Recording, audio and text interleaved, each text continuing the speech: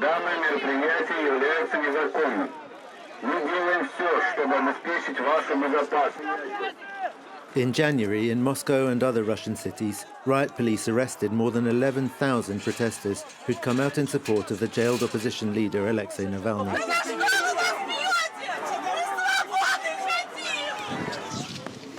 The detentions are brutal. This man, filmed being kicked on the ground by police as they arrested him, was fined €170 for taking part in the demonstration. 4 months later, at this Moscow courthouse, he lost his appeal. We spoke to him after the hearing. He wishes to remain anonymous. I wasn't even in the crowd. I was just standing near it. That's what upsets me the most. I came to Moscow to do a job that I love, and I do not want to lose that job. Among those who have lost their jobs, Yana Holodova. She had registered online for a demonstration in support of Navalny and is now a former engineer at the Moscow metro. She's protesting alone in front of its offices. There weren't so many police last time. They forced me to resign, saying that if I didn't, they wouldn't let them work. Who do they mean by they? Who are these people who could prevent the Moscow metro from functioning? I have no idea. According to the Moscow Metro's trade union, 150 employees were forced to resign on bogus pretexts. They know it's illegal to persecute people for their political views, so they've taken precautions.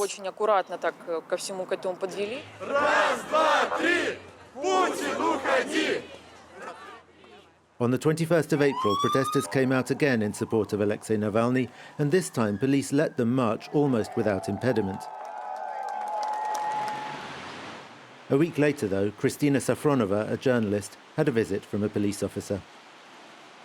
You see, there are lots of surveillance cameras here. They have facial recognition technology and film everything that happens. These cameras allow the authorities to identify who took part in the protest, and afterwards, if needs be, they visit those people. Summoned to the police station, Kristina tried to explain that she was reporting the protest as a journalist.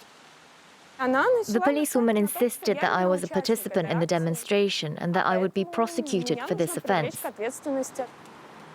2 days after the protest, Meduza, the independent media where Kristina works, was designated as a foreign agent.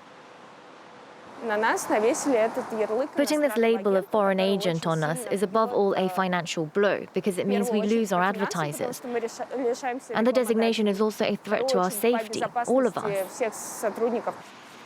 Alexei Navalny's most prominent supporters, meanwhile, risk even worse punishment.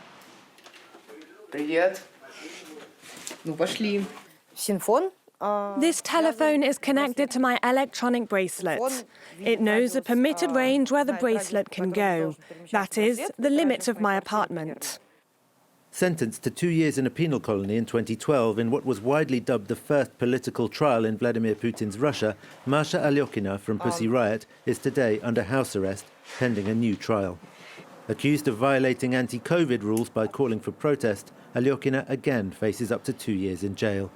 It's true that the Pussy Riot trial was one of the most widely publicized repressive trials in modern Russian history. When people all over the world saw these images of 3 young girls in a glass cage in a courtroom. But today, everyone is those 3 young women. This is not how many people have been jailed, but how many people have been frightened.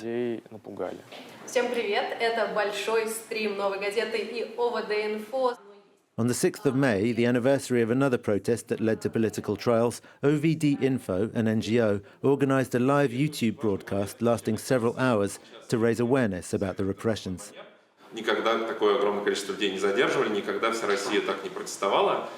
In order to express themselves so freely online, these activists first had to overcome some familiar obstacles. 10 minutes before the broadcast, someone's trying to sabotage it. It looks like people behind this do not wish us well, and we can only draw the logical conclusions as to who that might be. The Russian opposition is now under constant, omnipresent and multifaceted pressure. And while many still dream of political change, only the most tenacious can fail to be intimidated.